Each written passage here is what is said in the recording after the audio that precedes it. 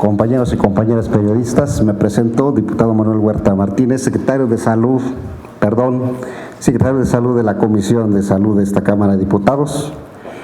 Me presento ante ustedes para decir que si hay un programa de salud del gobierno federal y que nos hemos reunido ambas cámaras para determinar esto con el secretario de Salud y con el subsecretario de Salud y con el titular de INSABI. Y debo decirles que como diputado de Morena apoyamos la iniciativa del diputado Mario Delgado de presupuestar 25,000 millones de pesos para una eventualidad con contingencia de coronavirus, lo cual no es ni una epidemia ni es una emergencia, lo aclaro. Siempre que se trate de la salud de los mexicanos, lo mejor es tener un presupuesto emergente. La Secretaría de Salud desde finales del año anterior está preparado para atender la contingencia por coronavirus. México ya cuenta con la experiencia epidemiológica en las epidemias anteriores de H1N1 y SARS. A partir de estas experiencias se instaura un lineamiento estandarizado para la vigilancia epidemiológica y de laboratorio COVID-19 en las 32 entidades federativas. Esto está coordinado con el subsecretario López-Gatell, el cual es un brillante epidemiólogo, con el secretario de Salud, ambos egresados del Instituto Nacional de la Nutrición Salvador Subirán, son profesionistas cabales y con mucha experiencia. Lo más importante que debe saber la población es que no hay por qué entrar en pánico. Los aeropuertos internacionales de la Unión Americana, ayer se reportó que en Washington, en Rhode Island, en los Estados Unidos, hay 78 casos de coronavirus. Y los aeropuertos, ustedes deben saber qué tan afluentes son, tan masivos, como el de Los Ángeles, como el de Houston. Están sin sustos, porque aquí se está politizando el problema. El anterior diputado que me antecedió estaba hablando de niveles. Efectivamente, ya hay un protocolo del gobierno federal en el cual las acciones están encaminadas por nivel de acuerdo a cómo está organizado el sistema de salud. Y hasta ahorita, todos los casos que se han diagnosticado están en el primer nivel, quiere decir que se manejan como pacientes que no son candidatos a hospitalización, dado que la gravedad no existe. Ahora, el protocolo es muy claro, no hay por qué alarmarse, la sintomatología es típica. Es típica de una gripe estacional, de una gripe que todos hemos padecido. Y yo soy médico, no veo por qué escandalizar tanto el tema. Hasta ahorita, en el primer nivel se hace el diagnóstico como cualquier otro protocolo estandarizado, que son los síntomas, signos y signos. Lo primero que se establece en este primer nivel es que no haya comorbilidad. ¿Qué quiere decir eso? Que una cosa es que el paciente tenga síntomas respiratorios, pero que no sean graves, hay que descartar en esa primera línea. Y que el paciente no esté en un grupo de gravedad, por ejemplo, diabetes, cáncer, leucemia, embarazadas. Y también hay que decirlo, se separa al paciente que se le pudiera decir indiciado en la infección, se le separa de acuerdo a los grupos de edad, porque tenemos que entender que estas infecciones virales del sistema respiratorio alto son más susceptibles a complicarse en los extremos de la vida. Adultos mayores de 65 años y niños menores de 5 años. Entonces, hay que tener en esta primera etapa, primer nivel de tratamiento, observarlos y aislarlos. Si el paciente se le pone un oxímetro, que es una práctica muy sensible, un detector de oximetría en el dedo, ahí nos marca si el paciente está grave o no. Si la oximetría baja y la presión arterial 40 milímetros de mercurio, entonces pasa a un segundo nivel. donde pues ya los médicos, aquí ya estamos hablando de hospitalización, en donde igual ahí el tratamiento es sintomático porque no hay antivirales que funcionen, las medidas son muy generales. Aquí el tratamiento es el aislamiento nada más, salvo que el paciente entre en un estado de asfixia, de oximetría, de disminución de la presión arterial, 40 milímetros de mercurio abajo, pudiera pasar a una terapia de tercer nivel, porque el paciente pudiera caernos en un estado de choque cardiorrespiratorio. Todo esto con palabras técnicas y procedimientos científicos ya está hecho aquí, y que no nos vengan a decir que el sistema de salud no tiene un protocolo. Para empezar, yo soy médico y sé de lo que estoy hablando.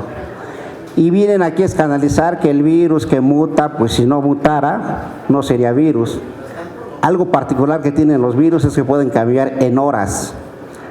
Por eso cuando decimos la replicación viral es que es extremadamente rápida.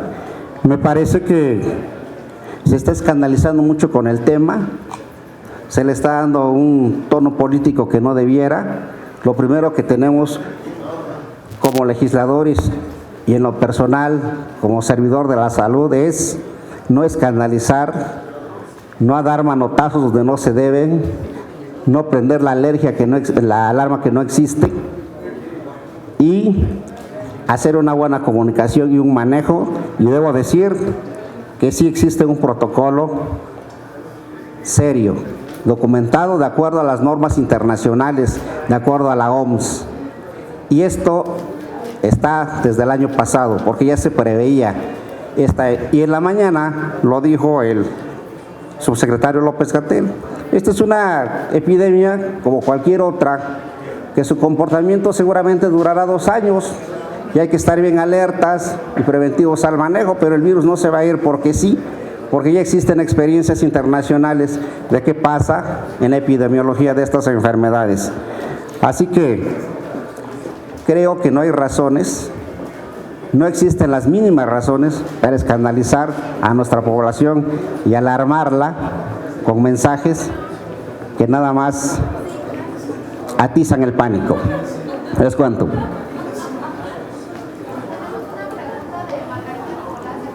Todo lo que quiera. Hola, diputado, buen día. Preguntarle precisamente sobre esta alarma y el uso político que se le está dando.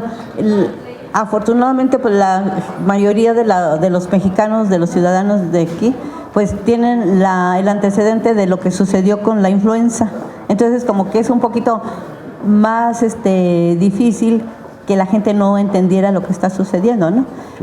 Preguntarle, escuchaba al procurador del consumidor, el de la Profeco, que hubo algunas tiendas de autoservicio que acapararon prácticamente la producción de gel y de cubrebocas. Ya decían los especialistas, los verdaderos especialistas, no cualquiera, de que si no tiene uno los síntomas si no fuimos a Italia, si no fuimos a China, si no presentamos cuadros gripales, pues entonces abstenernos de usar estos implementos, porque se está descobijando al sector salud, a las personas que están en contacto con quienes presumiblemente pudieran tener este virus. ¿Usted qué llamado le haría a la Profeco? Que se sancione de manera ejemplar a estos grupos acaparadores del gel, de los cubrebocas, pues para que dejen, y además que los encarecieron. Entonces, ¿qué hacer desde este punto de vista? Y también, precisamente, lo que dicen los especialistas, los epidemiólogos, usted es uno de ellos que tienen estos conocimientos de no generar la alarma nada más para quedar bien yo. Gracias. Así es. No es generar la alarma. Creo que en el país hay un Instituto Nacional de Salud Pública. Ellos ya hubieran encendido la alarma. Es más, el Instituto Nacional de Salud Pública cumple su centenario en el 2021. Ellos tienen mucha experiencia. Y el subsecretario López-Gatell es epidemiólogo reconocido. Entonces, yo creo que estas acciones encaminadas con el mal manejo político es estar dándole un giro maquiavélico como que para golpear políticamente, cuando no hay una razón salubrista. Y por salubrista se entiende que sea una opinión acertada en salud pública, porque este es un problema de salud pública, ¿sí? Entonces no existen los elementos. Tan es así que, vuelvo a repetir, Estados Unidos y Canadá tienen más casos y no se están escandalizando. Los aeropuertos están en la normalidad, funcionando. Si me lo permite, le quiero preguntar sobre que hubiera alguna coordinación entre los hospitales privados y el público, porque muchos van a consulta, pues ahora sí, perdón por la redundancia, a los consultorios de algunas farmacias, que hubiera esa interrelación de que si en esos lugares se descubriera o se apareciera una persona con estos síntomas, se canalizaran a estos institutos para un control, porque no hemos escuchado que digan cuántas, si hay casos que se han reportado por parte de estos consultorios. Gracias. Mire, cuando hay un problema emergente en salud como este, porque yo he sido médico privado también, entonces la normatividad, la Secretaría nos gira a los consultorios, hospitales privados, porque esto es una emergencia, digamos, para que no se construya una emergencia nacional, se incluye a todos los privados, no, porque entonces estaríamos fallando en la vigilancia epidemiológica y los lineamientos no servirían. ¿Y dónde estarían los estándares internacionales? No, por obligatoriedad, la vigilancia incluye a todo el sistema, incluyendo los privados. Sí hay esa interrelación. Sí debe haberla, por ley. Si yo tengo mi consultorio particular y no me adhiero a la ley, me sancionan, porque yo estoy, en lugar de proteger a la población, haciéndola más vulnerable. O sea, más bien este es un problema también de ética. Pero hablando de política, estamos obligados. Yo estoy obligado, aunque tenga mi consultorio particular, a un caso de esto, denunciarlo. Sí. Karina García, del Universal. Gracias, diputado. Oiga, ¿cuál es la visión, la opinión que usted tiene sobre este fondo que busca crear el diputado Mario Delgado? ¿Usted está a favor, en contra? ¿Sería bueno? ¿De cuánto estimaría usted que fuera necesario en todo caso? Gracias. Mire, yo digo que es bueno, porque después de todo ahí están los 25 mil millones de pesos. Creo que es bueno si son para salud. Ahora, la solución está muy fácil. Si no se ejercen y están etiquetados, pues regresan igual a la Secretaría de Hacienda. Vaya, no hay vuelta de hoja y entonces estaríamos, creo que, actuando bien en consecuencia. ¿En dónde están esos fondos?